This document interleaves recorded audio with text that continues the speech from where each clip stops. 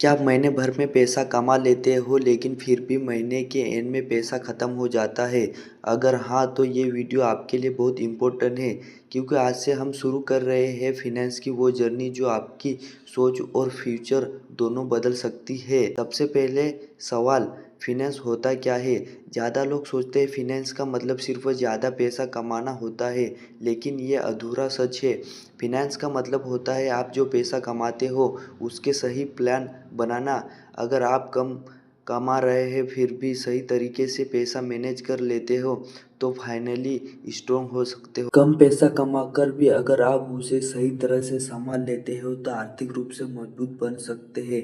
मान लीजिए दो लोग, पहला व्यक्ति 20,000 रुपये कमाता है, दूसरा व्यक्ति 50,000 रुपये।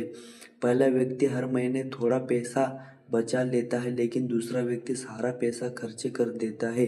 कुछ समय बाद पहला व्यक्ति सुरक्षित महसूस करता है और दूसरा व्यक्ति हमेशा चिंता में रहता है।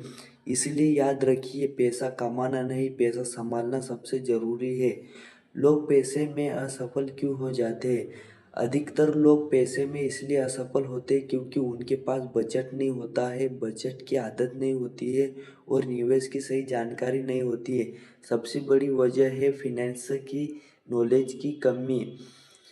फिनेंस के 3 सुनहरे नियम। अगर आप अपने जीवन में आर्थिक रूप से मजबूत बनना चाहते हैं तो इन 3 नियमों को हमेशा याद रखिए। रूल नंबर 1, अपनी पहली इनकम बढ़ाए, नई चीज़ें सीखिए, अपनी क्षमता बढ़ाए ताकि आपकी कमाई बढ़ सके। नियम 2, खर्च पर नियंत्रण रखें, ज़रूरत पड़ने पर खर्च कीजिए, दिखावे पर नहीं।